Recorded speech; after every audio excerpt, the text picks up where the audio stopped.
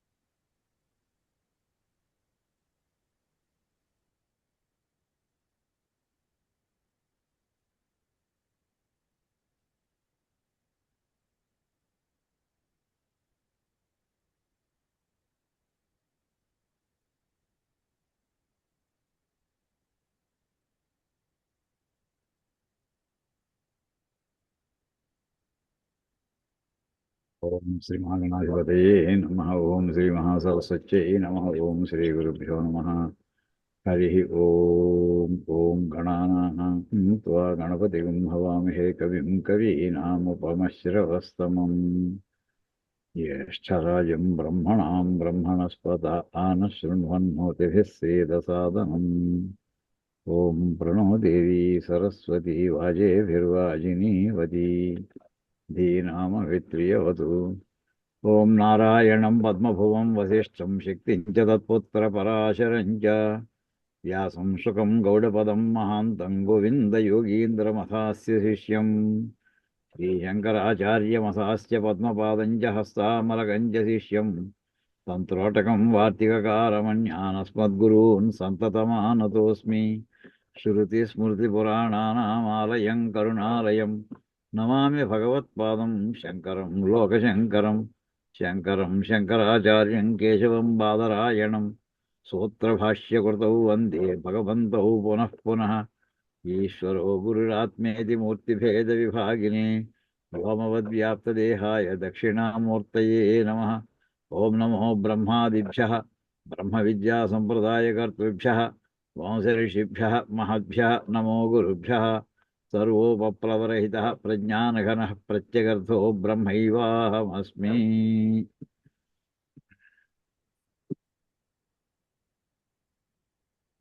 ఓం పార్థాయ ప్రతిబోధితాం భగవతా నారాయణేన స్వయం వ్యాసేన గ్రథితాం పురాణమునినా మధ్యే మహాభారతం అద్వైతామృతవర్షిణీం భగవతీమష్టాదశాధ్యాయినీం అంబ త్వామనుసందధామి భగవద్గీతే భవద్వేషిణీం నమోऽस्तुते వ్యాసవిశాలబుద్ధే పుల్లారవిందాయత పత్రనేత్ర येन त्वया भारततैलपूर्णः प्रज्वालितो ज्ञानमयप्रदीपः प्रपन्नपारिजाताय तोत्रवेत्रैकपाणये ज्ञानमुद्राय कृष्णाय गीतामृतदुहे नमः वाचकः प्रणवो यस्य क्रीडावस्त्वखिलं जगत् श्रुतिराज्ञा वपुर्ज्ञानं तं वन्दे देवकीसुतं सर्वोपनिषदो गावो दोग्धा गोपालनन्दनः पार्थो वत्सः सुधीर्भोक्ता दुग्धं गीतामृतं महत् वसुदेवसुतं देवं कंसचाणूरमर्दनं देवकी परमानन्दं कृष्णं वन्दे जगद्गुरुं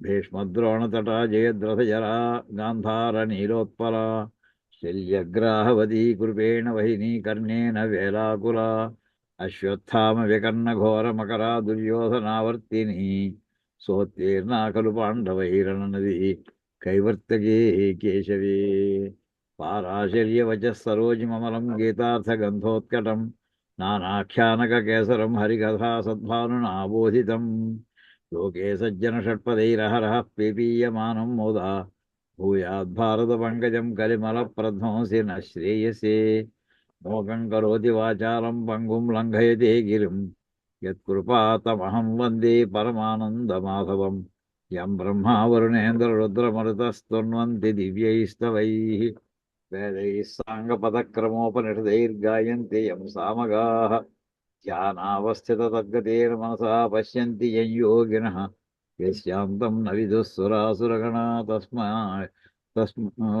सुरासुदेवाय तस्मै नमः ॐ गुरुर्ब्रह्मा गुरुर्विष्णुः गुरुर्देवो महेश्वरः गुरुः साक्षात् परब्रह्म तस्मै श्रीगुरवे नमः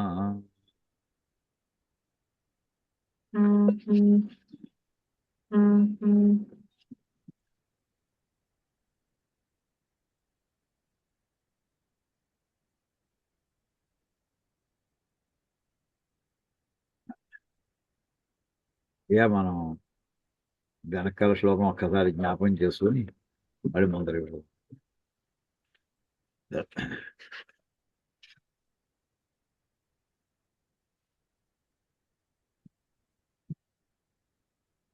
ఇక్కడ అంటే మనం 3వ అధ్యాయంలో కర్మయోగంలో ప్రవేశించాం. అందులో మొట్టమొదట అర్జునుడు ఏమయ్యా నువ్వు జ్ఞాన మార్గం కర్మ మార్గం రెండు చెప్పావు, జ్ఞాన మార్గం చాలా ఉత్కృష్టమైందని చెప్పావు, కర్మ మార్గం దానికంటే కొంచెం కింద లెవెల్ అని చెప్పావు. నన్ను మాత్రం ఈ కింద లెవెల్ అంటే ఏమిటంటే నాకు అర్థమైంది, మొత్తం హింసతో కూడినటువంటిదిగా అర్థమవుతోంది. నన్ను ఎందుకు ఇంత హింసాత్మకంగా ఉండేటటువంటి ఈ కర్మ మార్గంలో నన్ను ఎందుకు ప్రేరేపిస్తున్నావు నువ్వు? రెండు కలిపి చెప్పి రెండిట్లో ఇదే నువ్వు చెయ్యంటావు, ఏమిటి అసలు నాకు అర్థం అవట్లేదు అని అంటూ ఇక్కడ రెండో శ్లోకం ఏమంటే నువ్వు చెప్పిన కర్మ మార్గం చెప్పావు, జ్ఞాన మార్గం చెప్పావు, ఎందుకు చెప్పావు నాకు అర్థం అవట్లేదు. అర్థం అవట్లేదు అంటే నా బుద్ధి మోహంలో పడిపోతుంది, అది చేయాలా ఇది చేయాలని. అందుచేత ఆ రెండిట్లో కూడా ఏదో ఏకం వద నిశ్చిత్య, ఏదో ఆ రెండిట్లో ఏదో ఒక్కటే ఖచ్చితంగా నువ్వు నిర్ణయించి నాకు వద చెప్పు, ఏది చేస్తే నాకు శ్రేయస్సు కలుగుతుందో అది ఆ ఒక్కటే నువ్వు నిర్ణయించు. నేను నీ మీద పూర్తి ఆధారపడ్డాను. శిష్యస్తేహం షాధిమాం త్వాం ప్రపన్నం 2వ అధ్యాయంలో 7వ శ్లోకంలో ఏది చెప్పాడో దానికే కట్టుబడి మళ్ళీ ఇక్కడ ఆ మాట అన్నాడండి. అది జరిగింది. ఇప్పుడు దీని మీద మనం కొంత మొత్తం వ్యాఖ్యానంతో చెప్పుకున్నాం. ఇక్కడ ఇందులో ఈ వాక్యానికి వ్యామిశ్రీ అంటే ఏమిటంటే మనకి కర్మ జ్ఞానము కలిపి చెయ్యొచ్చా చెయ్యకూడదా ఇటువంటి ఒక సంశయం మనకి అంటే కొంత సామాన్యంగా కొన్ని చోట్ల ఉంటాయి, ఏది తెలియకుండా ఏది చేయకయా అని. తెలుసుకుని తర్వాత నిర్ణయించు, ఏదో నిర్ణయం చేయమంటుంటారు. ఇక్కడ పరమాత్మని ఒకవేళ ఆయన రెండు కలిపి చెయ్యమని అనడమే ఆయన ఉద్దేశ్యం అయ్యుండి ఉంటే అప్పుడు వారు మాట్లాడేది ఇంకో రకంగా ఉంటుంది. రెండు విడివిడిగా ఉన్నాయని అనుకుంటే అప్పుడు మాట్లాడే తీరు వేరుగా ఉంటుంది, ఇతను అడిగే ప్రశ్న వేరుగా ఉంటుంది. ఇందులో కూడా మళ్ళీ కొంత పార్టీ నువ్వు చెయ్యి, కొంత పార్టీ నీకు అక్కర్లేదు, ఇలాంటి రకరకాలు శ్రౌత కర్మ, స్మార్త కర్మ ఇలాంటివి ఉన్నాయి అందులో మనకి. వాటిలో కూడా ఏదో కొంత భాగమే చేస్తే చేసినట్టు అవుతుంది. ఇదంతా కూడా పెద్ద చర్చ. ఆ చర్చ గురించి మనం మొన్న దీనిని విశ్లేషణగా చేసుకున్నామండి. ఈ చర్చలోనే ఇప్పుడు తర్వాత భాగాన్ని మనం వెళితే అక్కడ 174 పేజీ నుంచి మనం ప్రవేశించాలండి. ఇప్పుడు ఈ ఫైల్ అయిపోయింది, ఇంకో ఫైల్లో వెళ్ళి తీసుకొస్తాను.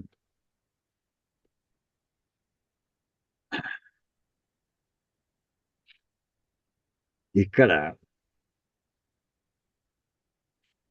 ఇందులో చెప్పేటటువంటి విషయం ఇది కూడా కొంత చెప్పుకున్నాం మనం. శ్రీ భగవాన్ వాచ లోకేస్మిన్ ద్విధ నిష్ఠా పురా ప్రోక్త మయానఘ జ్ఞానయోగేన సాంఖ్యానాం కర్మయోగేన యోగినాం. ఆయన అంత ముందర ఏది చెప్పాడో మొత్తం అంతా సంక్షిప్తంగా మళ్ళీ కృష్ణ పరమాత్మ డిక్లరేటివ్గా చెప్తున్నాడండి. ఇక్కడ లోకంలో ఉండేటటువంటి 2 రకాల మార్గాలు ఉంటాయ్యా. అందులో జ్ఞాన మార్గము, కర్మయోగము. నేను నీకు చెప్పిన దాంట్లో ఆ జ్ఞానయోగం ఏదైతే నీకు విశదపరిచానో అదంతా సాంఖ్యుడికి వర్తిస్తుంది. కర్మ మార్గం ఏదైతే చెప్పానో అది యోగీశ్వరుడికి వర్తిస్తుంది. ఈ 2 నీకు చెప్పడం జరిగింది అని అన్నాడండి. సో 2 విడివిడిగా చెప్పామంటే ఇద్దరికీ కలిపి చెప్పే కామన్ సిలబస్ ఏం లేదు ఇక్కడ. ఆ సిలబస్ వేరు, ఈ సిలబస్ వేరు, ఈ పద్ధతి వేరు అని అక్కడంతా చెప్పుకొచ్చిన తర్వాత దాని మీద కొంత వ్యాఖ్యానం కూడా చేశారు. లోకే అస్మిన్ శాస్త్రార్థ అనుష్ఠాన అధికృతానాం త్రైవర్ణికానాం ద్విధ ద్విప్రకార నిష్ఠా స్థితి అనుష్ఠేయ తాత్పర్యం పూర్వం సర్గాదో ప్రజా సృష్ట్వా తాసాం అభ్యుదయ నిశ్రేయస ప్రాప్తి సాధనం వేదార్థ సంప్రదాయం ఆవిష్కరోత ప్రోక్త మయా సర్వజ్ఞేన ఈశ్వరేణ హే అనగా అపాప. ఎక్కడ ఒక్క వాక్యం అండి. ఏ పాపరహితుడా అంటే ఏ పాపం లేనటువంటి వాడా అంటే కృష్ణ పరమాత్మ యొక్క దైవీ స్వరూపాన్ని దర్శించి ఇంకా పాపం ఎక్కడ ఉంటుంది అసలు? అందులో ఎటువంటి వాడిని చెప్పుకుంటే మయా సర్వజ్ఞేన. అక్కడ ఇందులో చూసుకోండి, మీ దాంట్లో మీ దగ్గర ఈ పుస్తకం ఉంటే సర్వజ్ఞాన కదా, సాగి వావతుందండి, అది ఉండకూడదు, కొట్టేసుకోండి. మీ దగ్గర ఈ పుస్తకం ఉంటే సర్వజ్ఞాన ఉండాలి, సాగి వావత్తు ఉండదు. సమస్తము తెలిసినటువంటి ఈశ్వరునైనటువంటి నా చేత చెప్పబడిందయ్యా. ఏమిటి చెప్పబడింది వెనకొద్దామండి. వేదార్థ సంప్రదాయం ఆవిష్కృత. వేదం యొక్క అర్థము, ఆ వేదార్థంలో అంటే వేదంలో చెప్పబడినటువంటి విషయాలను ఎలాగా తరతరాలుగా ఎలాగా అనుసరిస్తూ వస్తున్నారు ఆ విషయాన్ని నేను చెప్పబోయాను.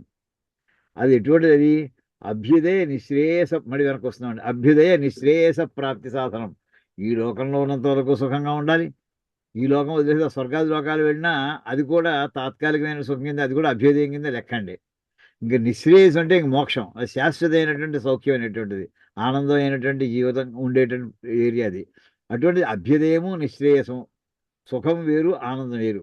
ఈ రెండింటికి ఈ 2 పొందడానికి సాధన ఏమిటంటే వేదంలో చెప్పినటువంటి విషయాన్ని అనుసరించడం. అది ఎలా అనుసరించడం అంటే సంప్రదాయబద్ధంగా ఎలా వస్తున్నాం. ఎవరికి అయ్యా ఇదంతా కూడా? ప్రజా సృష్టి. ఎక్కడ ఉండి ఎవరు చేయాలి? ప్రజలు చేయాలి. ప్రజలు అంటే జీవులు.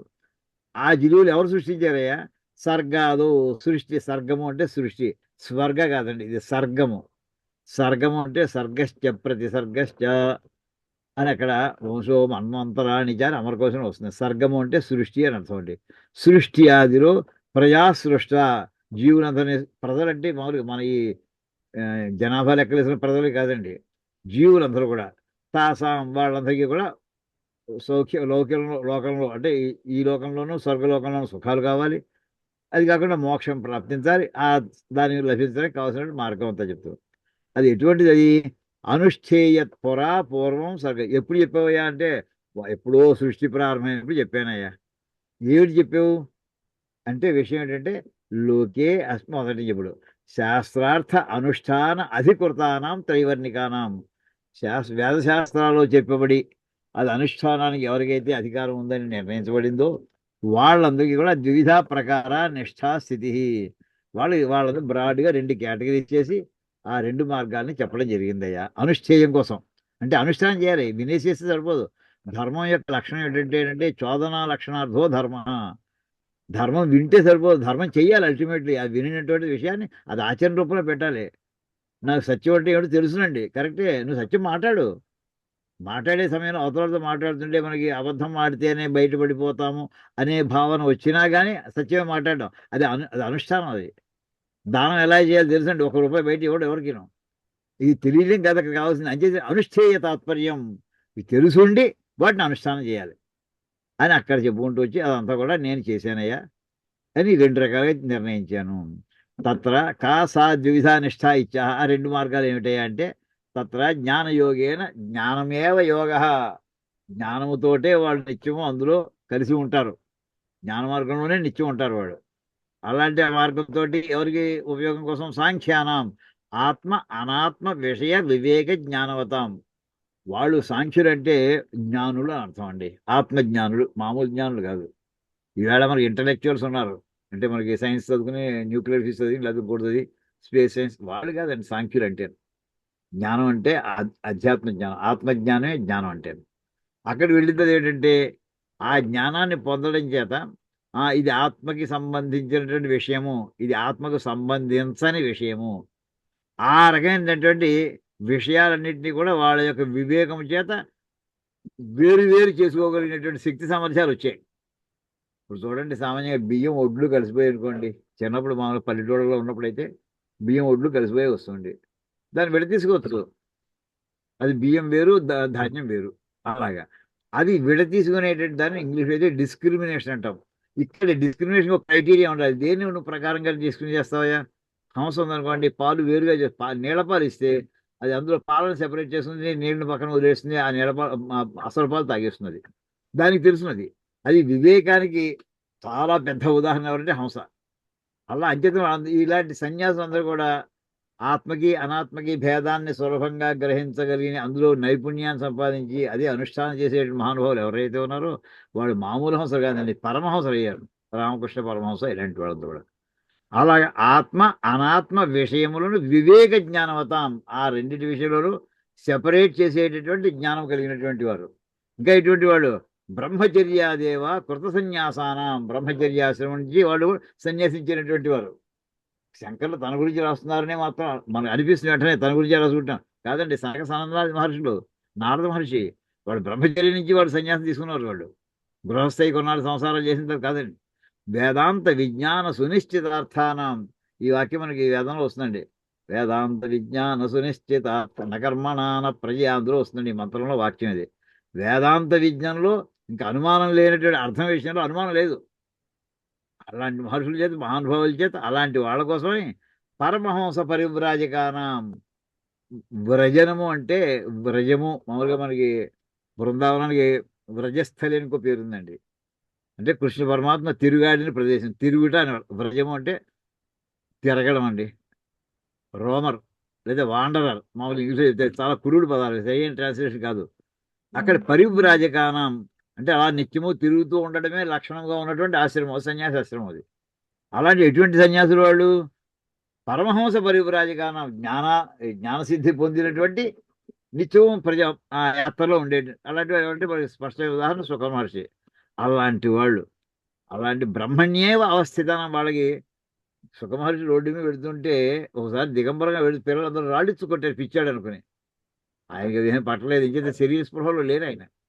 వాడు బ్రహ్మణ్యేవ అవస్థితానం, పరబ్రహ్మనందు మాత్రమే లగ్నమైనటువంటి మనస్సు కలిగినటువంటి వాళ్ళు.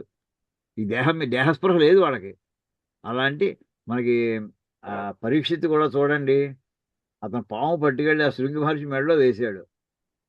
ఆయనకి ఆ క్షణంలో ఆయన దేహస్పృహలు లేరు ఆయన. ఇప్పుడు సుఖ మహర్షి ఒకరే కాదు, అలాంటి వాళ్ళు ఆ సంప్రదాయం మనకి ఎంతమందో ఈ దేశంలో పుట్టివాడు సంపూర్ణంగా అధ్యాత్మ జ్ఞానాన్ని అనుభూతిపూర్వకంగా పొందినటువంటి వాళ్ళు. అలాంటి వాళ్ళ కోసం నిష్ఠాప్రోక్త, వాళ్ళకి ఒక మార్గాన్ని చూపించాను, జ్ఞాన మార్గం. మరి కర్మయోగేనా? కర్మైవ యోగ, కర్మయోగ, కర్మ చేస్తూ ఉండడమే అంతే.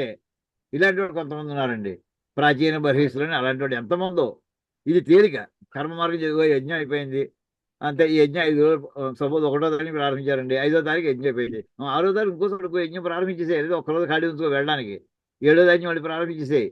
ఇలాగా అనవరతము ఖాళీ లేకుండా ఎంతమందో ఈ దేశంలో. అయితే ఎలా చేయాలి చేసి ఉండాలంటే యోగం అనే మాటకి ఆ ఫలాపేక్ష లేకుండా చేసుకుంటూ వెళ్ళాలటండి అని చెప్పి తేన కర్మయోగేన అలాంటి మార్గం ఎవరికయ్యా యోగినాం అంటే కర్మిణాం అంటే కర్మ ఎందే ఆసక్తి కలిగి ఉండేటటువంటి మహానుభావులకి వాళ్ళకి నిష్ఠా ప్రవక్త వాళ్ళకి కర్మనిష్టని వాళ్ళకి చెప్పడం పాఠం చెప్పడం జరిగింది అయ్యారు. అది అయిన తర్వాత నెక్స్ట్ అండి ఇక్కడ ఈ ఈ పేరా పాఠం చెప్పానమ్మా మొన్న ఇది చెప్పినట్టు లేదు ఒకసారి చూసుకోండి. ఇది చ ఏకేన పురుషేణ చెప్పానమ్మా ఇది చెప్పలేదండి. చెప్పలేదండి. ఓకే చెప్పలేదు గురువు గారు. ఓకే ఇది కంటిన్యూ చేద్దాం. ఇది చ ఇప్పుడు ఈ శ్లోకంలో దీని భాష్యం అండి. ఇది చ ఏకేన పురుషేణ ఏకస్మై పురుషార్థాయ జ్ఞానం కర్మ చ సముచిత్య అనుష్ఠేయం భగవతా ఇష్టం ఉక్తం వక్ష్యమాణం వా గీతాసు వేదేషు చ ఉక్తం కథం ఇహ అర్జునాయ ఉపసన్నాయ ప్రియాయ విశిష్ట భిన్న పురుషకర్తృకే ఏవ జ్ఞాన కర్మనిష్ఠే బ్రూయాత్. అదండి ఇక్కడ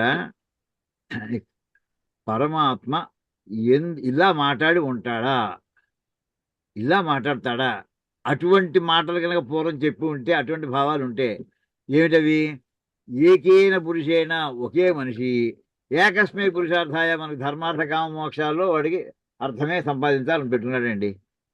అలాంటి వాడికి ఏకస్మై పురుషార్థాయ ధర్మార్థ కామ మోక్షాలు ఏదో పురుషార్థం అది అలాగే అర్థం చెప్పవచ్చు. లేకపోతే ఇంకోటి ఏంటంటే తాను ఏదో కోరుకున్నాడు, మనసులో పెట్టుకున్నాడు ఇది సాధించాలి అని. ఒక జీవుడు అనేక రకాలు రియల్ ఎస్టేట్లో నేను 100 ఫ్లాట్లు కట్టించాలి, ఒక్కొక్క ఫ్లాట్ 10 కోట్లకు అమ్మాలి అని అనుకుని బయలుదేరాడు కూడా ఒకడు, అది వాడి పురుషార్థం అది. అలాంటి వాడికి జ్ఞానం కర్మచ సముచిత్య అనుష్ఠేయం భగవతా ఇష్టం. ఈ జ్ఞానము కర్మ కూడా కంబైన్డ్, సముచిత్య అంటే కంబైన్డ్గా అనుష్ఠించాలి. అది పరమాత్మకి ఇష్టమై ఉంటుందా? ఉంటే అలా ఉక్తం ఇదివరకు చెప్పాడా, లేక వక్ష్యమానం చెప్పబోతున్నాడా? అంటే ఒక మనిషి ఒక నిర్ణయం ఏదో ఒక పని సాధిద్దాం అనుకుని అలా ప్రయత్నం చేసేటటువంటి జ్ఞాన కర్మములు రెండు కూడా కంబైన్డ్గా చేయమని ఇదివరకు అది ఆయనకి ఇష్టమా? మొట్టమొదటి పరమాత్మ చెప్పడా ఇష్టమా? లేక ఇదివరకు ఎప్పుడైనా చెప్పాడా, లేక చెప్పబోతున్నాడా? ఎక్కడ? గీతాసు భగవద్గీతలో ముందు కానీ వెనకాల కానీ, లేక వేదేశిచ ఉక్తం అక్కడ చెప్పబడి ఉంటే అంటే చెప్పలేదు అని అర్థం. చెప్పబడి ఉంటే అంటే చెప్పలేదు. వేదేశిచ ఉక్తం కథం ఇహ అర్జునాయ, ఇక్కడ అర్జునుడు ఎటువంటి వాడు? ఉపసన్నాయ, ఇతను శరణాగతి కోరి వచ్చినప్పుడు ఆ వాక్యానికి అర్థం ఉండేది. అది 2వ అధ్యాయంలో 7వ శ్లోకం అంటే శరణాగతి. ఆ శరణాగతి పొందినటువంటి వాడు ప్రియాయ, ఇష్టమైనటువంటి వాడు. ఇప్పుడు ఉదాహరణకి శరణాగతి పొందిన వాళ్ళు విభీషణుడు ఉన్నాడండి. శ్రీరామచంద్రుడిని శరణ కోరుతున్నా, కానీ అతను అప్పటికి ప్రియుడు కాదు, అతను ఎవరో తెలియదు. అతను శ్రీరామచంద్రుడికి లౌకికంగా తీసుకుంటే శరణాగతి సూత్రం మీద ఆయన అనుగ్రహించాడు. ఇక్కడ అలా కాదు, తనకి ఇష్టమైనటువంటి వాడు కూడాను. అలాంటిది విశిష్ట భిన్న పురుష కర్తృకే ఏవ జ్ఞానకర్మ నిష్ఠే బ్రూయాత్. ఇక్కడ విశిష్టమైనటువంటి ఇంకోళ్ళు ఎవరో వాళ్ళకి రెండు కంబైండ్ అయ్యా, నీకు కాదయ్యా అని అలా చెప్పుంటాడా? విశిష్ట భిన్న పురుష కర్తృ, భిన్న పురుషుడు అంటే వేరొకళ్ళు, వాళ్ళకి ఏమిటంటే రెండు జ్ఞానము కర్మ కూడా కంబైన్డ్గా చేయమని అసలు వాళ్ళు చెప్పి, ఇతను అర్జునుడికి ఇక్కడ ఏం చెప్పాడు? అది వేరు, 2 రకాల నిష్టలు నీకు ఇదే అని చెప్పేశాడు, సెపరేట్ చేసాడు. అది ఒకటే చెప్పాడు ఇతనికి. మిగతా ఊళ్ళో వాళ్ళందరికీ కూడా 2 మార్గాలు ఆచరించుకోమని చెప్పి అర్జునుడికి మాత్రం ఇలా సెపరేట్ చెప్పి ఉంటాడా అని ప్రశ్న అండి. ఎది పునః అర్జున జ్ఞానం కర్మజద్వయం శృత్వ, లేక పరమాత్మ కూడా అర్జునుడికి 2 చెప్పాను కదా, అర్జునుడు తెలియని వాడే, అతనే నిర్ణయించుకుంటాడే నాకెందుకు వచ్చిన గొడవ అని చెప్పి అలా అనుకోవడానికి వీలుందా? ఎది పునః, ఇంకా ఇలా అనుకుందాం, అర్జున జ్ఞానం కర్మజ ద్వయం శృత్వ, జ్ఞాన మార్గాన్ని కర్మ మార్గాన్ని రెండింటినీ విని స్వయమేవ అనుష్ఠాస్యతి, తనకి ఏది ఇష్టమైతే అది అతను అనుష్ఠానం చేసుకుంటాడు, నాకేందుకు మధ్యలో గొడవ అని పరమాత్మ అలా అనుకుని ఉంటే అన్యేషాంత్ భిన్న పురుష అనుష్ఠేయతాం వక్ష్యామి ఇది మతం భగవతః కల్ప్యేత. ఆయన ఇది మిగతా విషయాలన్నీ కూడా అంటే ఇక్కడ అర్జునుడు ఈ రెండింటిలో ఏదో ఒకటి చేసుకుంటాడు, మిగతా వాళ్ళు మాత్రం వాళ్ళకి కావాల్సిన కంబైన్డ్గా చేసుకుంటారు అని పరమాత్మ కనుక ఇలాంటి ఆలోచనని ఈ ఊహ చేసి అది అంటగడితే అప్పుడు ఏమైందంటే తదా రాగద్వేషవాన్ అప్రమాణభూత భగవాన్ కల్పిత స్యాత్. అంటే ఆయన ఊళ్ళో వాళ్ళకి ఒక మందు, అర్జునుడికి ఇంకో మందు వేసినట్టు అయింది. ఇది ఎప్పుడు వస్తుందంటే తనకి ఇష్టమైన వాళ్ళకి ఒక రకం, ఊళ్ళోవాడికి ఇంకో రకం చెప్పినట్టు అయింది. అంటే అక్కడ పక్షపాత దృష్టితో ఉన్నట్టు అయింది. ఆ పక్షపాత దృష్టితో ఉండదు అటువంటి దాన్నే రాగద్వేషములు కలిగినటువంటి వాడు అని చెప్పాలి. అంటే అర్జునుడు అంటే ప్రేమ ఎక్కువ, ప్రియుడు అన్నారు కదా అని చెప్పి అర్జునుడు ఒకరి మార్గం చెప్పాడు, ఊళ్ళో వాడికి ఇంకో మార్గం చెప్పాడు. కాదు, అలా చెప్పకూడదు. అలా చెప్పి ఉంటే అప్రమాణభూత, ఇతను స్టాండర్డ్ కదా కృష్ణ పరమాత్మ సరిగ్గా మాట్లాడలేదు, నిష్పాక్షికంగా మాట్లాడలేదు. భగవాన్ కల్పిత స్యాత్, పరమాత్మకి ఇలాంటి దోషాలు వస్తాయి అలా మన అర్థం చెప్తే. అంటే అర్జునుడు తెలివైనవాడు, సొంతంగా నిర్ణయించుకుంటాడు, ఏదో ఒకటే తీసుకుంటాడు, ఊళ్ళో వాడు రెండు తీసుకుంటారు, అలాంటి చెప్పుంటే. సత్య అయుక్తం, పరమాత్మకి అది అతను అప్రమాణీకరణం అనేది ఏంటి, అది అది చాలా అసహ్యకరమైన అయుక్తం, యోగ్యమైనటువంటి మాట కాదు అది. తస్మాత్ కయాపి యుక్త్యా న సముచ్చయ జ్ఞానకర్మణో యత్ అర్జునేన ఉక్తం కర్మణ జ్యాయస్వం బుద్ధే తచ్చ స్థితం అనిరాకరణాత్. అందుచేత ఇన్ని రకాలుగా జ్ఞాన కర్మములు రెండు కలిపి చెప్పలేదు అనే మాట ఖచ్చితంగా నిరూపితం అయిపోయింది. ఎన్ని రకాల ఆర్గ్యుమెంట్స్ లేవదీసినా సరే అన్నిటికీ సమాధానం చెప్పడం అయిపోయింది. అంతేత ఎలాంటి యుక్తితోటి కూడా జ్ఞాన కర్మలో సముచ్చయ నా, జ్ఞానానికి కర్మానికి కంబైన్డ్గా ఉండడం అనేటటువంటి లేదు. అది అందుచేతనే అర్జునుడు అంచేత అడుగుతున్నాడు. అంచేత జ్ఞానం కంటే కర్మ చిన్నది కదా, అయితే కర్మ కంటే జ్ఞానం గొప్పది కదా అని అని ఇలా అనడం వల్ల దానివల్ల ఏమిటి తేలిందయ్యా, తచ్చస్థితం. అయితే చివరికి నిలబడింది ఏమిటంటే అనిరాకరణాత్, అంటే జ్ఞానం వేరు కర్మ వేరు అనేటటువంటిది ఆ రెండిటి యొక్క కాంబినేషన్ కంబైన్డ్గా చేయడం అనేది నిరాకరించబడింది. విడివిడిగా ఉండడం అనేది అంగీకరించబడింది. తస్యాహ జ్ఞాననిష్టాయా సన్యాసినామేవ అనుష్ఠేయత్వం, అంటే ఏంటంటే అందులో కూడా జ్ఞాననిష్ట, జ్ఞాన మార్గంలో ఎవరికంటే సన్యాసినామేవ, సన్యాసులందరూ కూడా వాళ్ళ జ్ఞాన మార్గంలోనే వాళ్ళు అనుష్ఠానం చేసుకోవాలి. భిన్న పురుష అనుష్ఠేయత్వ వచనాత్ భగవత ఏవమేవ అనుమతం ఇది గమ్యతే. అంచేత మిగతా వాళ్ళు అంటే మిగతా వాళ్ళు ఎవరికి జ్ఞానులు కానిటువంటి వాళ్ళు కర్మ మార్గం ఉండేవాళ్ళు, వాళ్ళందరూ కూడా వాళ్ళ కర్మ మార్గంలో వెళ్ళాలి అని ఈ రకంగా భగవత ఏవం ఏవ అనుమతం ఇది గమ్యతే. అంటే పరమాత్మ యొక్క ఉద్దేశం అదే. వీడి దగ్గర వాడు, వాడు దూరం వాడు, వాడు తెలిసినవాడు, వాడు తెలియనివాడు, ఇలాంటి ఏమీ లేవు ఆయనకి. ఉన్నవి రెండు మార్గాలు. ఆ మార్గం జ్ఞాన మార్గం అయితే అది జ్ఞానుడికి, కర్మ మార్గం మిగతా వాళ్ళందరికీ కూడా అది అని అక్కడ చెప్పుకొచ్చారండి. చెప్పుకొచ్చిన తర్వాత నెక్స్ట్ ఇక్కడ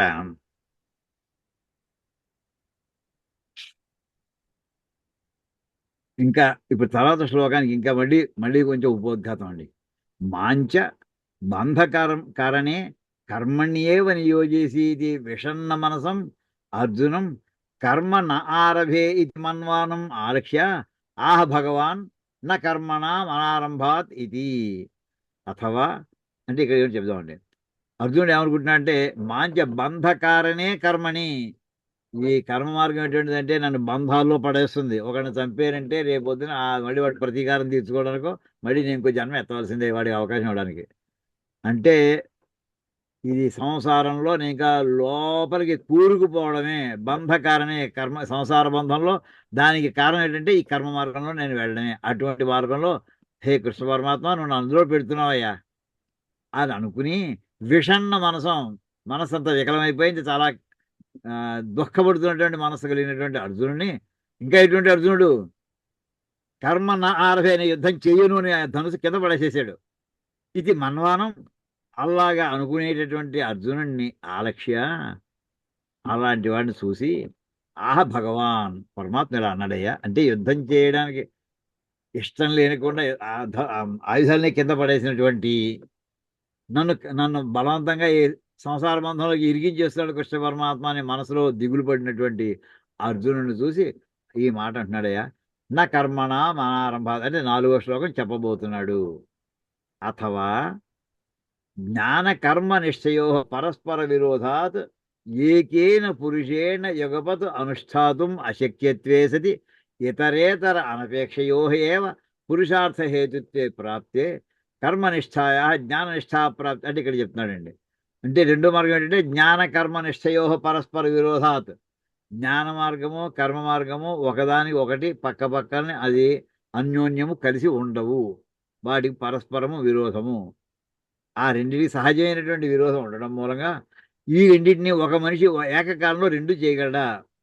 ఏకేన పురుషేణ, ఒక మనిషి వాడు యుగపథ్ ఏకకాలంలో చేయాలి. అదేమో సన్యాస మార్గం, ఇదేమో కర్మ మార్గం, బంధ మార్గం. ఈ రెండింటికి సాధ్యమవుతుందా? అనుష్ఠాతం అశక్యత్వే సతి. ఆ రకమైనటువంటి అనుష్ఠానం జ్ఞాన మార్గంలో ఒక విషయాన్ని జ్ఞాన మార్గంలో కర్మ మార్గంలో కంబైన్డ్గా ఏకకాలంలో చేయడం అసంభవం కనుక ఇతరేతర అనపేక్షయో సతి. ఒకటి ఉంటే ఇంకోటి ఉండదు, రెండోది ఉంటే మొదటిది ఉండదు. అటువంటి పురుషులు పురుషార్థ హేతుత్వే ప్రాప్తి. తాను అనుకున్నటువంటి ఆబ్జెక్టివ్ అచీవ్ చేయడానికి ఈ రెండింటిలో ఏదో ఒకటి మార్గమే ఎన్నుకోవాల్సి ఉండగా అప్పుడు ఈ వాక్యం చెప్పాడు ఆయన కృష్ణ పరమాత్మ. న కర్మణాం అనారంభాతనే కర్మనిష్టాయా జ్ఞాననిష్టా హేతుత్వేన జ్ఞాననిష్టా ప్రాప్తి హేతుత్వేన అంటే కర్మనిష్టాయా జ్ఞాననిష్టా ప్రాప్తి హేతుత్వేన పురుషార్థ హేతుత్వం న స్వాతంత్ర్యేణ. జ్ఞాననిష్టాదు కర్మనిష్ట ఉపాయ లబ్ధాత్మికా సతి స్వాతంత్ర్యేణ పురుషార్థ హేతు అన్య అనపేక్ష ఇత్యేతం అర్థం ప్రదర్శయిష్యన్ ఆహా భగవాన్.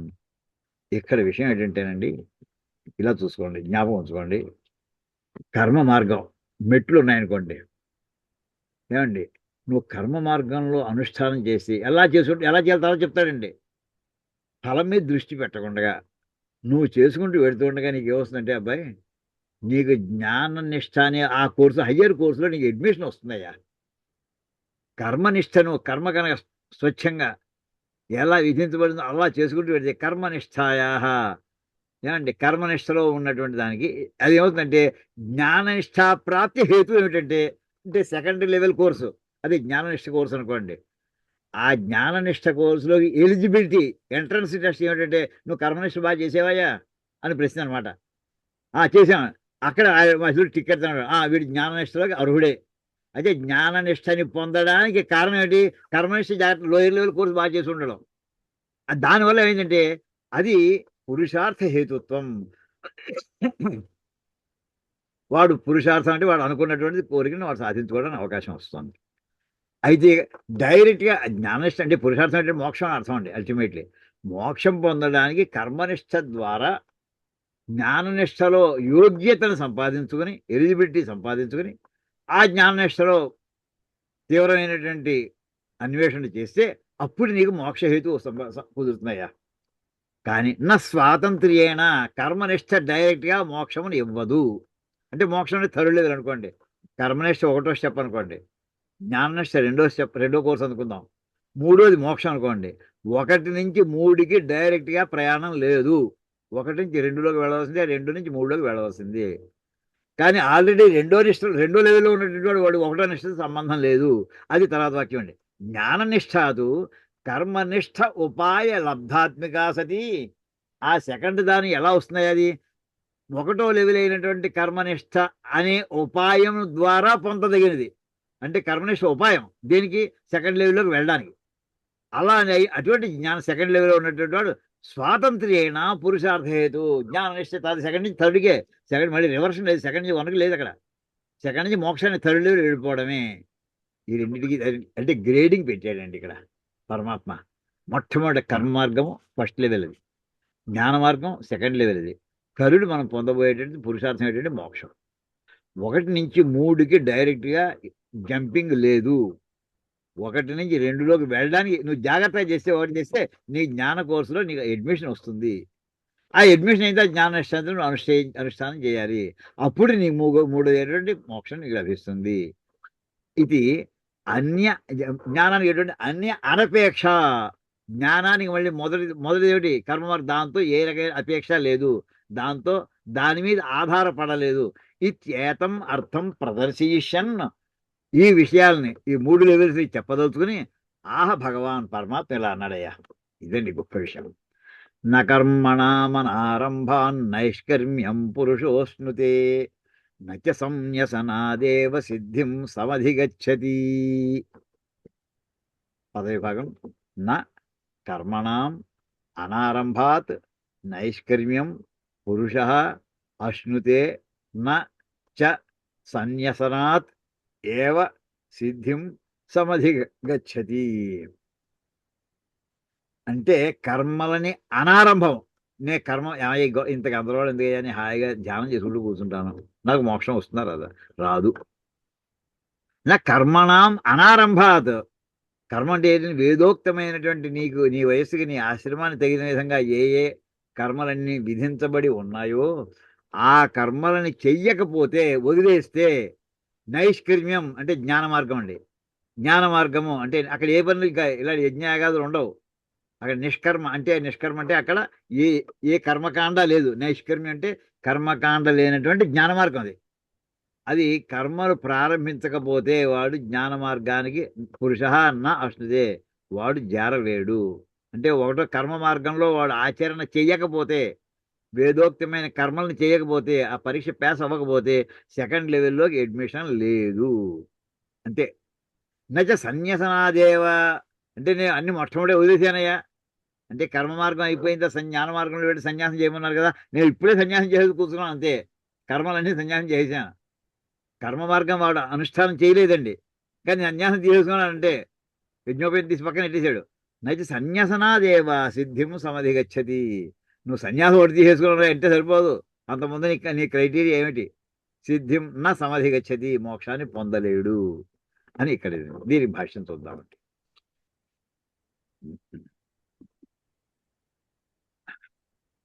కర్మణాం అనారంభాత్ అప్రారంభాత్. కర్మల యొక్క అనారంభం అంటే అలా ప్రారంభించలేదు, ప్రారంభించలేదు. కర్మణం అంటే ఏమిటి? క్రియాణం యజ్ఞాదీనాం ఇహ జన్మని జన్మాంతరేవా అనుష్ఠితానాం ఉపాత్త దురిత క్షయ హేతుత్వేన. మన సంకల్పంలోనండి ఆఖరిని ఏది చేసినా సరే శ్రీ పరమేశ్వర ప్రీత్యర్థం అనే సంధ్యావం ప్రాత సంధ్యావం పాసే ఆ ఉపాత్త దురిత క్షయ ద్వారా పదం వింటుంటారు సరే.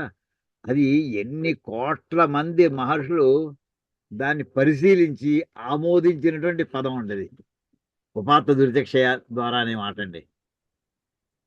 నిజంగా ఆశ్చర్యం వేస్తుంది. దాన్ని రిప్లేస్ చేయడానికి ఇంకో సంకల్పం చెప్పచ్చా అనిపిస్తూ ఉంటుందండి.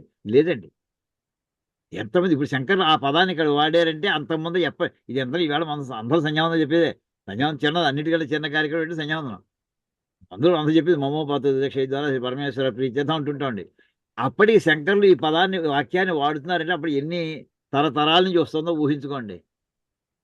దాన్ని ఎందుకు మళ్ళీ మీరు వాడుంటారు? ఆ పదాన్ని తీసేయడానికి అవకాశం లేక. తీసేసి ఉంటే దానికి ఇంకో ఆల్టర్నేటివ్ పదం వేస్తే వేసేసి ఉండేవారి అనుమానం లేదు. ఆ పదానికి ఇంకో ఆల్టర్నేటివ్ పదం లేదండి. అంత గొప్ప పదం అండి అయిపోయిందండి. సంకల్పం అందరం చేస్తాం. పూజ చేసేప్పుడు దేవుడి దగ్గర కూర్చోడు, వినాయక చవితి పూజ చేసినా సరే, అమ్మవారి పూజ చేసినా సరే. ఉపాత్త దురిత క్షయ హేతుత్వేన. ఉపాత్త అంటే సంపాదించుకున్నటువంటి, దురితము పాపం అండి. అంటే మనం జన్మాంతరాల్లో ఏ పాపాన్ని సంపాదించుకున్నామో దానికి క్షయము, అది పోవడానికి హేతువు ఇప్పుడు నేను చేయబోయే కార్యక్రమం. అంటే జన్మల నుంచి సేకరించి పోగు చేసుకున్నటువంటి పాపం అంతా పోవడానికి కారణమైనటువంటి సత్వశుద్ధి కారణానం. సత్వశుద్ధి అంటే మనకి చిత్తశుద్ధి చిత్తశుద్ధిని ఇక్కడ సత్వశుద్ధి అంటుంటారండి. అది జ్ఞాన మార్గంలో ప్రవేశం అటువంటిది అని అక్కడ చెప్పుకుంటూ వస్తున్నారండి. అంటే అటువంటి కర్మల్ని సత్వశుద్ధి కారణానం అంటే సెకండ్ లెవెల్లో ప్రవేశించడానికి కారణమైనటువంటి కర్మణాం అంటే యజ్ఞాదీనాం అనుష్ఠించకపోవడం. అప్రారంభాత్ అంటే ఏ యజ్ఞయాగం చాలా పెద్దది, మనం ఊహించలేము. అంత పెద్ద యజ్ఞం కాబట్టి రుద్రయాగం అనుకుందామండి, చండీహోమం అనుకుందామండి. ఇది చిన్న కర్మలు మనకి ఈ లోకంలో ఈ కాలంలో అందరూ అంగీకరించగలిగినది. అటువంటి కర్మలను కూడా కర్మణాం క్రియాణం యజ్ఞాదీనాం ఇహ జన్మని జన్మాంతరేవా అనుష్ఠితానాం. ఇవన్నీ ఈ జన్మలో కొన్ని చేసాం పుణ్యాలు, కొన్ని జన్మాంతరాలు ఇంకో జన్మలో, ఇహ జన్మ అంటే ఈ జన్మలో, జన్మాంతరం అంటే ఇంకో జన్మలో అనుష్ఠితానాం చేసినటువంటి యజ్ఞాదీనాం. ఆ యజ్ఞములు అవి ఎటువంటివి? అవి ఆ యజ్ఞయాగాదులు చేయడం వల్ల మనం చేసినటువంటి అంతకుముందర యజ్ఞయాగాదులు చెయ్యని క్రితము మనం సంపాదించి పెట్టుకున్నటువంటి పాపాన్ని ధ్వంసం చేయగలవు అవి. తర్వాత వచ్చినటువంటి యజ్ఞయాగాదులు. మొదలు పాపం చేసేస్తున్నాం వరుసగా, ఏ రోజు కారోజు, ఏ పూట కాబట్టి, ఏ గంట కాకండి, ఏ నిమిషానికి ఆ నిమిషం చేస్తున్నాం మనం. ఊపిరి పీడిస్తే పాపం అండి, ఊపిరి వదిలిపెడితే పాపం.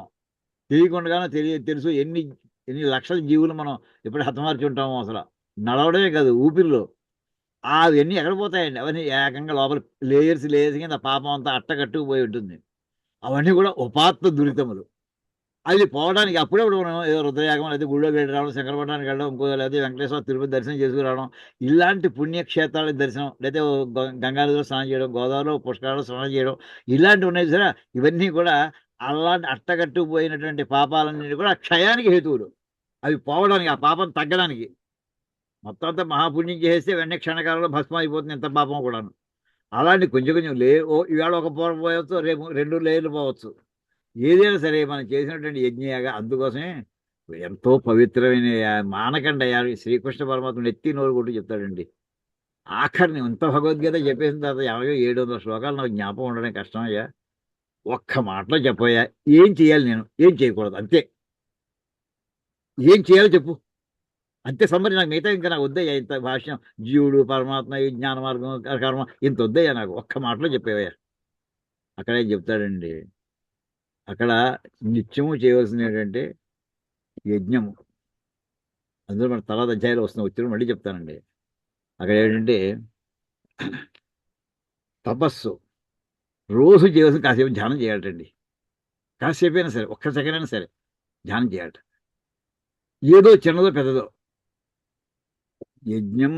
యజ్ఞదాన తపఃకర్మ. గుర్తుపెట్టుకోండి అమ్మా, అందరూ గుర్తుపెట్టుకోండి. ఈ 3 యజ్ఞ దాన తపఃకర్మ, అంతేనండి. యజ్ఞం అంటే పెద్ద పెద్ద ఏదో మనకి సమీసులు పట్టుకొచ్చేసి బస్తాలు అది చేసేయడం కాదండి. ఎప్పుడో ఒకటి పరమాత్మకి మనం యజ్ఞము అంటే పూజ అని అర్థం అండి. ఇంటూ పూజ చేసుకోవాలి, దీపారాధన చేయండి, దీపం వెలిగించండి, అగరత్తు వెలిగించండి, అది యజ్ఞం అంటే. అది కూడా అనుకోవచ్చు. యజ్ఞ అనే పదానికి పూజ అని అర్థం అండి. యజ్ఞ. 2 దానం. ఏదో ఎంతో కొంత ఏదో సత్కార్యానికి. ఎవరు చేస్తున్నారో తెలియదు మనకి. మనంతా మనం ఒడిపోయేవాడికి వచ్చి ఎంతమంది ఈవేళ కూడా ఇంత మోడీ గవర్నమెంట్ అని చెప్పుకుంటాం, ఇది అంత బాగా అన్ని అంత పాజిటివ్ అయింది, ఇంత పాజిటివ్ అయింది, దేశం అంత ప్రగతి వెళ్ళిపోయింది చెప్పుకుంటాం. ఇంత జరుగుతున్నా సరే అది కొంత వాస్తవమే కావచ్చు. కానీ ఇప్పటికి కూడా రైల్వే స్టేషన్ దగ్గర కానీ అక్కడ కూడా చూడండి, ఇంకా ఎంతమంది భిక్షులు అన్నార్థులై ఉంటారు. నిజంగానే సిక్కై ఉన్నటువంటి వాడు, రోడ్డు పక్కన పడిపోయి ఉన్నటువంటి వాళ్ళు ఎంతమంది ఉంటూ ఉంటారండి, కనిపిస్తూ ఉంటారు. వాళ్ళు తాగేసి కాదు, తాగకుండానే ఏదో వాడు చేసిన మహాపాపం అంతే. అలాంటి వాళ్ళకి దానం చేయాలండి. ఏం దానం చేయాలంటే వాడు ఏది ఇష్టం వాడు పాడైపోవడం, వాడి ఉపాధి కాస్త బాగుపడుతుందో అలాంటి దానం అండి. అదో యజ్ఞ. 2వది దానం. 3వది తపస్సు. తపస్సు అంటే ఏదో అరణ్యానికి వెళ్ళి ముక్కు మూసి కూర్చోవడం కాదండి. నువ్వు చేదుంది సీరియస్గా కాసేపు ఆలోచించు, పరమాత్మ గురించి ధ్యానం చేయి, ఒక్క సెకండ్ అయినా సరే రోజు మొత్తం మీద. యజ్ఞదాన తపఃకర్మ పావనాని మనీషిణాం. మనీషిణం అంటే ఏ మాత్రం తెలియజేయటం ఉన్నటువంటి మానవ జాతి అంతా కూడా అది పావనాన్ని పవిత్రం చేస్తాయ్యా. పవిత్రం చేస్తాయంటే ఏంటంటే ఈ మాటకి అర్థం అండి, ఉపాత్త దురిత క్షయ హేతువులు అవుతాయి. అదండి. అది దానివల్ల పాపాలు పోయాయి, నీ మోక్షం వచ్చేస్తుంది కాదండి అర్థం. అప్పటి పాపాలు పోతే అప్పటికి అయిందంటే నీకు సెకండ్ లెవెల్ దాంట్లోకి ఎంటర్ అవుతావు. సత్వశుద్ధి కారణాన చిత్తశుద్ధి ఏర్పడుతుంది. అది జ్ఞానంలో దానికి కూడా మళ్ళీ ఇంకా ముందర భాగం అది. తత్కారణత్వేన ఆ చిత్తశుద్ధి కలిగితే అదే దేనికి, దాని తర్వాత జ్ఞానం అంటే ఇందాక నీకు సెకండ్ లెవెల్ జ్ఞానం అన్నాను. ఆ జ్ఞానంలో మళ్ళీ 3 మెట్లు పెట్టాడు. అందులో మళ్ళీ మొట్టమొదటి నీ పాత పాపాలు పోవాలి, తర్వాత నీ చిత్తశుద్ధి రావాలి, అప్పుడు జ్ఞానోదపత్తి. అందులో 3. సెకండ్ ఏ, సెకండ్ బి, సెకండ్ సి అనుకోండి. 3 కలిపి ఒకటే. మనం పెద్ద ఇందాక ఓ కోర్సు అనుకున్నాం, 3 years కోర్స్ అనుకోండి. ఫస్ట్ ఇయర్ కోర్స్ ఏంటంటే ముందర చిత్తశుద్ధి, పాపాలు పోవడం. 2వది సెకండ్ ఇయర్లో చిత్తశుద్ధి కలగడం. 3వ ఏడాది మిగతా చేసుకోవడం. అది అయితే అప్పటి నుంచి జ్ఞానం అనే కోర్సు సక్సెస్ అవుతాయి. తత్కారణత్వేన ఈ ఉపాత్త దురితక్షయ హేతువులైనటువంటి ఈ యజ్ఞయాగాది చిత్తశుద్ధి కలగడం మూలంగా అప్పుడు జ్ఞాన ఉత్పత్తి ద్వారేణ, జ్ఞానం ఉత్పత్తి అవ్వడానికి మార్గమైనటువంటి ఆ మార్గంతో అది ఎలా సిద్ధించవచ్చయ్యా. ఉత్పత్తి ద్వారం ఏంటండి, జ్ఞానం కలగడానికి గురు కటాక్షం అండి. ఆ గురువు ఒక్కసారి ఆయన హస్తస్పర్శ మన నెత్తి మీద పెడితే చాలండి. అది కొంతమందికి అలా లభిస్తుంది, లేదు లోపల నుంచి తన్నుకుంటూ వస్తుంది ఎవరు చెప్పకుండా. కానీ లేదు ఏదో సన్నివేశం చూసేవాడు ఆయనకి ఆటోమేటిక్గా జరుగుతూ ఉంటుంది. అనేక మార్గాలు పరమాత్మకి జ్ఞానాన్ని ఇవ్వడానికి, అనేక మార్గాలు. అల్టిమేట్లీ అది ద్వారం అవుతుంది. జ్ఞాన ఉత్పత్తి ద్వారేణ జ్ఞాన నిష్ఠాహేతునాం అంటే జ్ఞాన మార్గంలో అది కారణాలు ఇవన్నీ కూడా. ఇలాంటి వాళ్ళ కోసమని ఇక్కడ జ్ఞానం ఉత్పద్యతే పుంసాం క్షయాత్ పాపస్య కర్మణ యథా దర్శతల ప్రఖ్యే పశ్యత్ ఆత్మానమాత్మని అని గొప్ప ఉదాహరణ కూడా ఇచ్చారండి ఇక్కడ. ఏంటంటే పుంసాం అంటే మనుషులకి, పుంసాం అంటే పురుషులకి అర్థం, అంటే మగవాళ్ళు వేరు ఆడవాళ్ళు ఆ భావన కాదండి, జీవులందరికీ కూడా. జ్ఞానం ఉత్పద్యతే, జ్ఞానం పుడుతుందయ్యా ఎప్పుడు? పాపస్య క్షయాత్, పాపము క్షయం అవుతే అప్పుడు నీకు జ్ఞానం పుడుతుందయ్యా. కర్మణ అంటే ఈ పాపస్య కర్మణ క్షయాత్, పాపకర్మలన్నీ కూడా క్షయమైతే అలా చెప్పొచ్చు. లేదా కర్మణ, ఇప్పుడు కర్మ చేస్తే డెఫినెట్గా కొంత పాపం కూడా ఉండొచ్చు. ఇక్కడ పంచమీ భక్తి వాడుతుంది, షష్ఠీ భక్తిగా కూడా వాడుకోవచ్చు అండి. అంచేత ఈ కర్మ వల్ల, అంటే కర్మ మార్గాన్ని అనుసరించడం వల్ల పాపము క్షయమైతే అప్పుడు జ్ఞానము ఉద్భవిస్తుంది. అలా చెప్పుకుందామండి. ఎలాగా అంటే అర్థం ఉంది, ఆదర్శము అనే మాటకి అర్థం ఏంటంటే అర్థం అని అర్థం అండి. ఆదర్శము ప్రకృతి, అర్థము వికృతి. ఆదర్శం అంటే మనకి ఏదో మనకి ఆబ్జెక్టివ్ అది కాదండి. ఇక్కడ ఆదర్శం అర్థమనే. యథా ఆదర్శతల ప్రఖ్యే అంటే అద్దం మీద మట్టి ఏర్పడుతుంటుంది, దుమ్ము పడుతుంటుంది. అది కనుక ఎలా అయితే దాన్ని శుభ్రం చేస్తూ ఉంటామో, అద్దం మీద దుమ్ముని, ఆ మట్టి కణాలను తొలగిస్తున్న కొద్దీ మన ముఖం మనకి అందులో స్పష్టంగా కనిపిస్తూ ఉంటుంది. పశ్యతి ఆత్మానం ఆత్మని, ఆ అద్దంలో తనని తాను చూసుకుంటాడు. అక్కడ అర్థం ఏంటయ్యా? జ్ఞానం అండి. యథాదర్శతల ప్రఖ్యే, ఆ ఆదర్శతలం అంటే అక్కడ అద్దం యొక్క సర్ఫేస్, తలం అంటే సర్ఫేస్ అని అర్థం అండి. అద్దం మీద, దాని మీద ప్రఖ్యే, దాని మీద ఉన్నటువంటి మట్టి ఎప్పుడైతే తొలగుతుందో, ఆ తొలగినప్పుడు ఆత్మానం ఆత్మని పశ్యతి, తనని అందులో చూసుకుంటాడు. అంటే జ్ఞానంలో, అంటే ఆత్మదర్శనం అవుతుంది అని అక్కడి వాక్యం. దేని నుంచి ప్రారంభం అండి? ఇందులో పాపస్య క్షయాత్, అది ఇందాక మనం చెప్పేటటువంటిది. అంటే ఇది దేనివల్ల అవుతాయా? కర్మలు చేస్తే నీ పాపక్షయం అవుతుందయ్యా. ఇందాక చెప్పొచ్చారు, యజ్ఞయాగాదులు చేస్తే పూర్వం నువ్వు చేసినటువంటి మహాపాపాలు ఏవైతే ఉన్నాయో ఆ పాపాలను కూడా తొలగుతాయి. పాపాలు ఎప్పుడు తొలగాయో అప్పుడే నీకు సెకండ్ లెవెల్ దాంట్లో అడ్మిషన్ అని చెప్పుకున్నాండి. ఆ అడ్మిషన్ కూడా ఎలాగంటే ఇక్కడ చెప్పుకొచ్చారు వరుసగా. అందులో కూడా మళ్ళీ ఫస్ట్ సత్వశుద్ధి కారణాన చిత్తశుద్ధి ఏర్పడుతుంది, దాని తర్వాత జ్ఞానోత్పత్తి ద్వారం లభిస్తుంది, దాని తర్వాత జ్ఞానం లభిస్తుంది. ఇత్యాది స్మరణాత్, ఇలాంటి వాక్యాలన్నీ ఉన్నాయి కనుక అది మొట్టమొదటి ఎక్కడ ప్రారంభించాలి? కర్మను ప్రారంభించవయ్యా బాబు, ఎక్కడో అక్కడ. అనారంభాత్ అననుష్ఠానాత్, అంటే ఏమి చేయలేదు, నేను ప్రారంభించనండి, నేను చెయ్యను అని కూర్చున్నాడు వాడు భీష్మించి కూర్చుని. నైష్కర్మ్యం నిష్కర్మభావం కర్మశూన్యతాం, నీ ఏమి చేయాలనుకుంటే కర్మశూన్యం. జ్ఞానయోగే నిష్ఠాం నిష్క్రియాత్మస్వరూపేణైవ అవస్థానం ఇది యావత్ పురుష నా అశ్నుతే నా ప్రాప్నోతి. నేను కర్మలు వదిలేశాను అని అనుకుని నిష్కర్మభావం కర్మశూన్యతాం జ్ఞానయోగేన నిష్ఠాం, అంటే జ్ఞాన మార్గంలో నేను నిష్ఠను పొందుతాం అంటే అతను పొందలేడు. పురుష నా అశ్నుతే నా ప్రాప్నోతి, కర్మశూన్యతని అంటే కర్మలు వదిలేసినంత మాత్రాన్ని జ్ఞాన మార్గాన్ని పొందలేడు. అంటే నిష్క్రియాత్మస్వరూపేణైవ అవస్థానం ఇది. ఏ పని చేయడు వీడు, బద్ధకస్తుడు, వదిలేసాడు, అలాంటి వాడికి జ్ఞాన మార్గంలో ప్రవేశం లేదు, వాడి జ్ఞాన మార్గాన్ని పొందడు. డిక్లేర్ చేసి చెప్తున్నాడండి ఇక్కడ. నువ్వు కర్మలు చేయవలసిందే. ఎంతవరకు? నీ చిత్తశుద్ధి ఏర్పడడం కోసం చేయాలి. పాపాలు పోవాలయ్యా, పాపాలు పోవాలి, నీ చిత్తశుద్ధి రావాలి. అది ఎప్పటికవుతుందంటే అది నీకు కాలంలో జరగాల్సిందే. అది ఒక క్షణంలో సాధించుకుంటావో లేకపోతే జన్మలు పడుతుందో, ఎవరి అదృష్టం వాళ్ళది అది అని ఇక్కడ చెప్పుకొచ్చాక ఇక్కడ మళ్ళీ కర్మణాం అనారంభాత్ నైష్కర్మ్యం న అశ్నుతే ఇది వచనాత్ తద్విపర్యయాత్ తేషాం ఆరంభాత్ నైష్కర్మ్యం అశ్నుతే ఇది గమ్యతే. కస్మాత్ పునః కారణాత్ కర్మణాం అనారంభాత్ నైష్కర్మ్యం న అశ్నుతే ఇది ఉచ్యతే. కర్మ ఆరంభస్యైవ నైష్కర్మ్య ఉపాయత్వాత్. ఇక్కడ చూడండి, కర్మణాం అనారంభాత్ నైష్కర్మ్యం నా అశ్నుతే, కర్మల్ని ప్రారంభించకపోతే నీకు జ్ఞాన మార్గమును పొందలేవు. నైష్కర్మ్యం అంటే జ్ఞాన మార్గం అండి. నువ్వు కర్మల్ని చెయ్యకపోతే నువ్వు జ్ఞాన మార్గం ఇది వచనాత్. అందుచేత ఇది వచనాత్ తద్విపర్యాత్ అంటే దీనికి ఆపోజిట్ ఏమిటేంటిది? తేషాం ఆరంభాత్ అంటే కర్మలను ప్రారంభిస్తే నైష్కర్మ్యం వస్తుంది, అంతే కదా.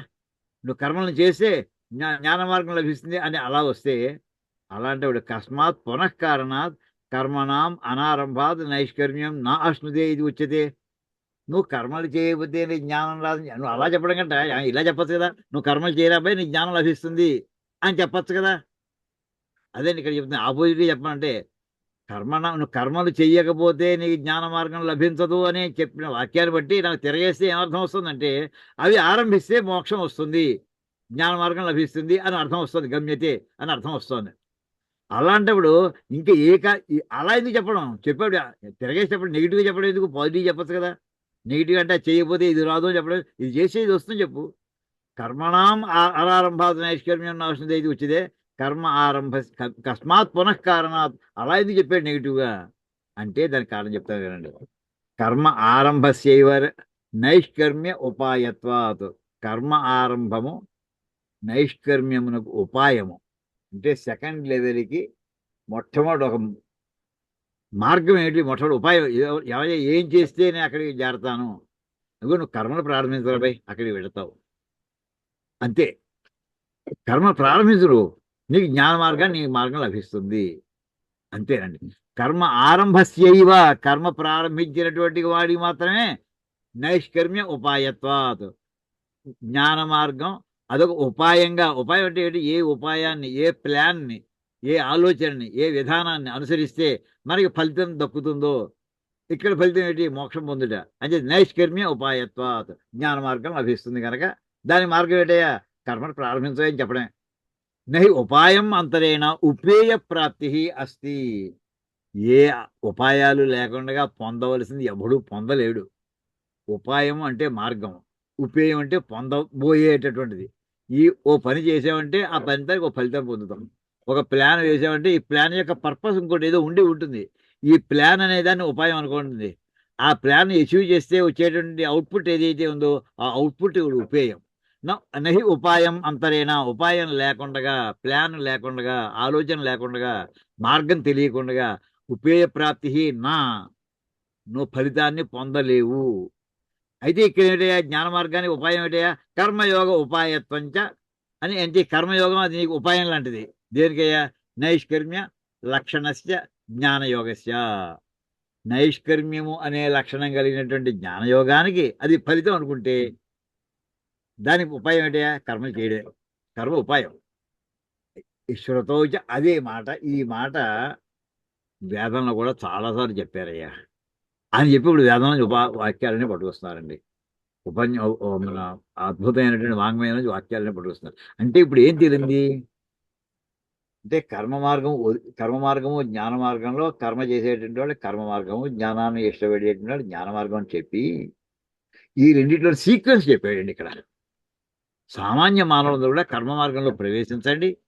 మీరు చేయగా మీరు నిష్కామంగా చేస్తూ ఉంటే చివరికి ఈ కర్మ మార్గం చేయగా మీకు జ్ఞాన మార్గంలో వెళ్ళడానికి అవకాశం లభిస్తుందయ్యా అని ఒక సీక్వెన్స్ పెట్టాడు.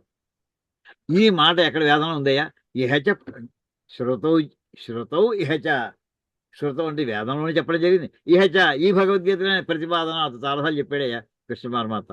శృతౌ తావత్ ప్రకృతస్య ఆత్మలోకస్య వేద్యస్య వేదనోపాయత్వేన. శృతౌ వేదంలో ఎక్కడుంది ముందర, తమేతం వేదానువచనేన బ్రాహ్మణ వివిశంతి యజ్ఞేన. బృహదారణ్యక ఉపనిషత్తులో వాక్యం అండి. బ్రాహ్మణ యజ్ఞేన వివిదిశంతి. తమేతం వేదానువచనేన బ్రాహ్మణ వివిదిశంతి యజ్ఞేన. తం ఏతం అంటే ఈ ఎవరిని ఇందులో ఏతం ఈ పరమాత్మే. బ్రాహ్మణ అనువచనేన వేదంలో చెప్పినటువంటి వచనములను అనుష్ఠించుట చేత. ఏమిటి ఆ వచనం, యజ్ఞాలు చేయమని చెప్పింది అక్కడ. యజ్ఞేన అంటే వేదానువచనేన యజ్ఞేన ఏతం వేద వివిదిశంతి.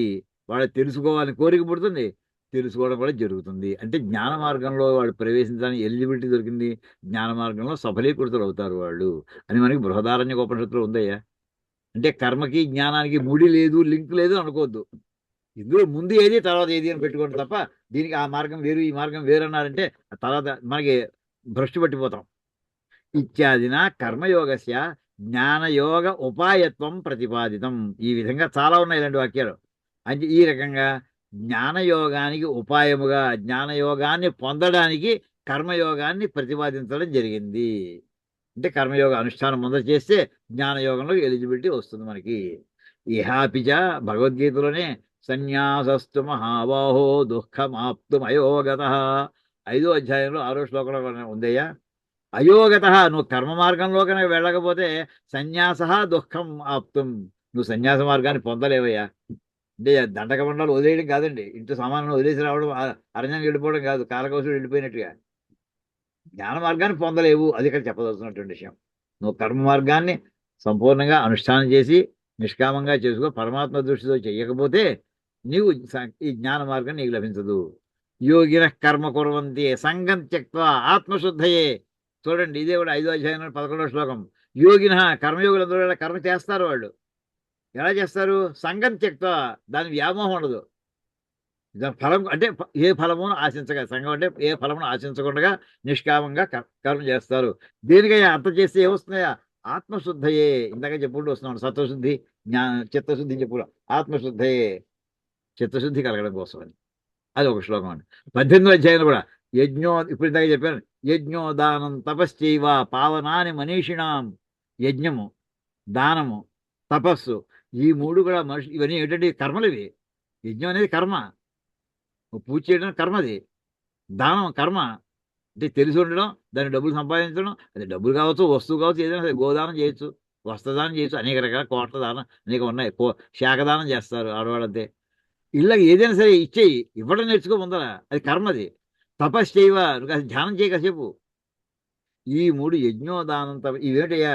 అప్పుడు చేస్తే పావనాని, అంటే నీ పాపాలన్నీ పోయి నీలో చిత్తశుద్ధి ఏర్పడుతుంది.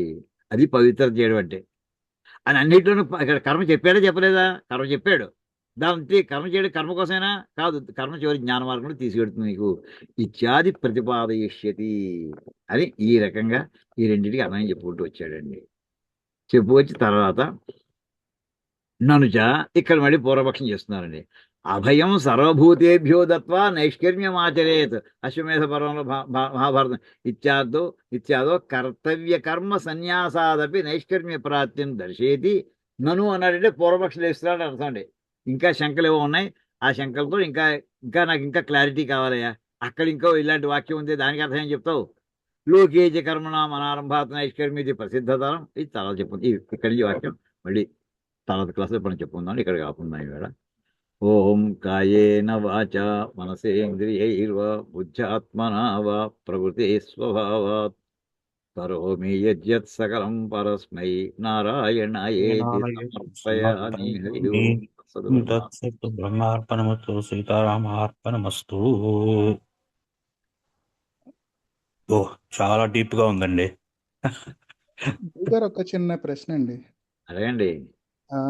ఇది అధాతు బ్రహ్మ జిజ్ఞాసలో బ్రహ్మసూత్రాల్లో చెప్పిన దానికి అక్కడేమో ఏ సీక్వెన్స్ అవసరం లేదు అని చెప్పి మళ్ళీ ఇక్కడ కర్మ కావాలి అంటే అది ఏ రకంగా అన్వయించుకోవాలండి? కానీ ఏది సీక్వెన్స్ అక్కడ తత్వ సమన్వయాతను ఇంకో మాట సూత్రం ఉందండి. జాగ్రత్తగా రికన్సైల్ చేసి చూసుకో. తత్వ సమన్వయాత అంటే ఏంటి? ఏది ఎప్పుడు చేయాలో అది కాస్త ప్లాన్ చేసుకో, అన్ని వదిలేయడానికి కాదండి. ఓకే, ఆ మాట చెప్పాను, మన ఉదాహరణ చెప్తున్నా, అదే ఉదాహరణ. రకరకాల ఉదాహరణ. ఓ యజ్ఞం వేదంలో 2 మంత్రాలు కనిపించేయండి. ఉదితే జుహోతి, అనుదితే జుహోతి అని 2 మంత్రాలు ఉన్నాయండి, పక్క పక్కనే ఉన్నాయండి. సూర్యోదయం అయిన తర్వాత హోమం చేయాలి. ఉదితే జుహోతి, ఉదితే అంటే సూర్యోదయం అయిన తర్వాత జుహోతి హోమం చేయాలి. పక్క వాక్యం అనుదితే, సూర్యోదయం అవ్వకుండా హోమం చేయాలి. ఈ 2 సెల్ఫ్ కాంట్రడిక్టింగ్ గా అనిపించట్లేదండి? అయ్యా మొదలు సూర్యోదయం అయ్యాకంటావా, ఇంకోటో సూర్యోదయం అవ్వకుండా అంటావా? ఇప్పుడు నన్ను ఏం చేయమంటావు? ఏదో చెప్పు. సూర్యోదయం అయ్యాక అవ్వకుండానా? అర్జునుడు అడిగినట్టు ఈ రెండింటిలో ఏదో తేల్చుకున్నట్టు వస్తుందండి. లేదా 2 సమన్వయం చేసుకోవాలండి. ఏంటంటే కొన్ని మంత్రాలు సూర్యోదయం అవ్వకుండా చేయాలట హోమం, కొన్ని మంత్రాలు సూర్యోదయం అయ్యాక చేయాలట. ఇది ఎక్కడ తెలుస్తుంది? గురువుల దగ్గర అభ్యాసం చేస్తే తెలుస్తుంది. సరే అబ్బాయి, ఈ టైంలో ఇది చేయాలరా, ఆ టైంలో చేయాలని చెప్తాడు. లేక శాస్త్రంలో కొన్ని రాసిన గ్రంథాలు లభించాయి అనుకోండి, గురువు దగ్గర చదువుకోవడం చెప్పడం కుదరలేదు, శాస్త్రాలు ఉన్నాయి. గురువుకి శాస్త్రానికి ఎంత ప్రాధాన్యత ఇచ్చారో గురువు కూడా అంత ప్రాధాన్యత ఇచ్చారండి. అంటే అన్ని పుస్తకాలు చదివేసిన వాడు మన గురువు ఉంటాడు అనుకుని అంతే అవన్నీ మళ్ళీ చదవక్కర్లేదు. వాడు సమ్మరీలో చెప్తూ ఉంటాడు, ఆయన సీక్వెన్స్ కూడా చెప్పేస్తుంటాడు. అందుకోసం గురు కటాక్షం కోరుకుంటూ ఉంటామండి. ఇప్పుడు మనం గురు- ఆ గురుగారు చదివిన గురువు పుస్తకాన్ని గారు మళ్ళీ ఆజ్ఞ గురుగారు ఇచ్చుకో ఒకసారి ఆజ్ఞ ఆగం. ఇచ్చుకున్నప్పుడు సరే తెల్లవారుజామున ఆగమ్మ ఇచ్చుకోవచ్చు. ఆగం ఒక మాట మాట్లాడుతుంటే మధ్యలో మాట్లాడతారు ఎందుకు? గురుకటాక్షం ఎందుకంటే ఆయన ఇలాంటి గ్రంథాలు ఆయన వాళ్ళ గురువుల దగ్గర నుంచి ఆయన సహపాఠుల నుంచి ఎంత నేర్చుకుని ఉంటారో. ఓ పాఠం చెప్పేవాడు ఎప్పుడు కూడా తన అనుభవ సారాన్ని పాఠం చెప్తాడు. అక్కడ ఉన్న ముక్కస్తి ముక్తార్థం కాదండి, అక్కడ పదం ఉంటే వర్డ్ టు వర్డ్ ట్రాన్స్లేషన్ కాదు చెప్పేది. వెనకాల అనుభవ సారాన్ని కూడా అందిస్తుంటాడు పిల్లలకి. ఎలా చెబితే వాడి మైండ్లోకి ఎక్కుతుందని చెప్తూ ఉంటాడు. అక్కడ చెప్పిన కాంటెక్స్ట్ ఏమిటి, ఇక్కడ చెప్పిన కాంటెక్స్ట్ ఏమిటి, ఇది చూడండి. అలా కర్మ మార్గం అంటే రెండు విడివిడిగా మొట్టమొదటి రెండు ఈక్వల్ లెవెల్ పెట్టేశాడు. సాంఖ్యులకి జ్ఞాన మార్గం, కర్మేశ్వరికి కర్మ మార్గం అంతే. అంటే ఈ పక్కడితే హైదరాబాద్, ఆ పక్కడితే వికారాబాదు. నీ ఏది కావాలో చౌరస్తా ఉంటున్నావు, నీకు అది కావాలా ఇది కావాలా అన్నట్టుగా అర్థమవుతుంది మనకి వెంటనే. ఇంకా ప్రోక్త అంటే రెండు మార్గాలు, నువ్వు బొంబాయి వెళ్ళాలా లేదా ఇంకో చోటకి వెళ్ళాలా డిసైడ్ చేసుకో. ఆ రెండు ఆపోజిట్ డైరెక్షన్ అని అనిపిస్తుంది. ఆపోజిట్ డైరెక్షన్ కాదయ్యా బాబు, ఆ రెండు కూడా ఒకదాని ఒకటి కాంప్లిమెంటరీ అని అక్కడ చెప్పడానికి మళ్ళీ వెంటనే దాన్ని ఫాలో అవడమే. ఎంతో దూరంగా చెప్పట్లేదు. ముందర రెండు మార్గాలు ఉన్నాయి కరెక్టే, రెండింటికి అన్వయం కూడా ఇది. ముందర అక్కడికి వెళ్ళి నీ పనులను పూర్తి చేసి దాని ఇక్కడికి వెళ్ళు. అలా చెప్పండి. చెప్పమ్మా, ఎవరో మాట్లాడుతున్నారు, మాట్లాడండి అమ్మా, ఎవరు మాట్లాడు. నమస్కారం గురుగారు. అది ఇప్పుడు మనం ఆజ్ఞ ఇచ్చుకున్నప్పుడు మరి తెల్లవారుజామున ఇవ్వచ్చా అండి? అది ఎలాగా? ఏది అది ఏది నెక్స్ట్ సూర్యుడి క్వశ్చన్. అది సూర్యుడికి కాదమ్మా, ఇప్పుడు నేను అడిగింది ఏ మంత్రంలో చెప్పలేదు. ఇప్పుడు ఏ మంత్రంలో చెప్పలేదు, కొన్ని మంత్రాలు చెప్పాను. అది అదే ఆ టాపిక్ వేరు. ఏ మంత్రాలు సూర్యోదయ మంత్రం ఇవ్వాలి, ఏ మంత్రాలు తర్వాత ఇవ్వాలి, ఆ టాపిక్ వేరు. మంత్రాలు తెలియవండి, ఊరికే సూర్యుడికి ఆజ్ఞ ఇవ్వడానికి. అంతే. మీరు మంత్రంతో సంబంధం లేకుండా ఇచ్చేప్పుడు అది ఎప్పుడు దానికి వాక్యం ఇంకో తోట ఎక్కడ ఉందో చూద్దాం. కానీ ఎప్పుడు కూడా అర్ఘ్యప్రదానం అనేది సూర్యుడు ఇంకా ఉదయించకుండానే ఇవ్వాలమ్మా. ఖచ్చితమైనటువంటి నిర్ణయం అది. కాలాన్ని 3 రకాలుగా నిర్ణయించారమ్మా. ఇందులో మనకి సంధ్యకాలం అంటే ఇంకా చీకటి పోయింది, సూర్యోదయం అవ్వలేదు, వెలుగు వచ్చింది. అంటే తెల్లారి 5ంటికి ఇంకా చీకటి ఉందండి అనుకోండి. అంటే కొన్ని ప్రాంతాలను బట్టి నిర్ణయం అవుతుంది. కొన్ని 8 దాకా చీకటి ఉండొచ్చు. అది కాదు మన ప్రాంతంలో తీసుకోండి. చీకటి ఉన్నటువంటిది ఆ చీకటి కదా రాత్రి 12ంటికి మనకి అర్థం కాదండి. చీకటి ఉన్నటువంటిది వెలుగు, మధ్యలో వెలుగు వచ్చింది కానీ సూర్యోదయం అవ్వలేదు ఏమంటే తర్వాత సూర్యోదయం 3 రకాల స్టేజెస్గా తీసుకుంటారండి. ఈ అర్ఘ్యప్రదానం అనేటువంటి ఎప్పుడు కూడా చీకటి ఉండగా ఇవ్వాలి, నక్షత్రాలు ఉండగా ఇవ్వమని చెప్తారండి. నక్షత్రాలు కనిపిస్తూ ఉండగా అర్ఘ్యప్రదానం చేయాలట. అది ఫస్ట్ స్టేజ్ 1. మరి వెలుగు వచ్చింది అంటే చీకటి వెళ్ళిపోయింది, నక్షత్రాలు కనిపించట్లేదు, సూర్యోదయం అవ్వలేదు, సెకండ్ స్టేజ్ ఉంది కదా, అప్పుడు జపం చేస్తూ ఉండాలట, గాయత్రి జపం చేస్తూ ఉండాలట. థర్డ్ సూర్యోదయం అయ్యింది, అప్పుడు మనకు చేయాలండి, సూర్యోపస్థానం చేయాలి, మిత్ర సిచ్యువేషన్ అలాంటి. అదే రివర్స్లో సాయంకాలం పూట, సాయంకాలం సంధ్యావందనం, సూర్యుడు ఉండగా అర్ఘ్యప్రదానం ఇవ్వాలి. సూర్య అస్తమయం అవ్వబోతోంది, సూర్యబింబం కనిపిస్తోంది, అప్పుడు అర్ఘ్యం ఇవ్వాలండి. సూర్యబింబం సాయంకాలం ఇందాక చెప్పాను చూడండి, ఈ సాయంకాల సమయంలో పద్ధతి. సాయంకాల సంధ్య వేరు, సూర్యోదయం ఉదయం కాదు కదా, అస్తమయం అవ్వబోతోంది, సూర్యుడు ఉండగా ఇవ్వాలి. ఇంకో 2 నిమిషాల్లో అస్తమిస్తాడు, ఇంకా వెలుగు ఉంటుంది, చీకటి పడిపోలేదు, నక్షత్రాలు కూడా కనిపించలేదు, అప్పుడు జపం చేయాలండి. నక్షత్రం కనిపించాక అంటే చీకటి పడ్డాక అప్పుడు ఉపస్థానం అంతా చెప్పాలండి. అంటే టైం దాన్ని చాలా స్పెసిఫిక్గా నిర్ణయించడం జరిగింది.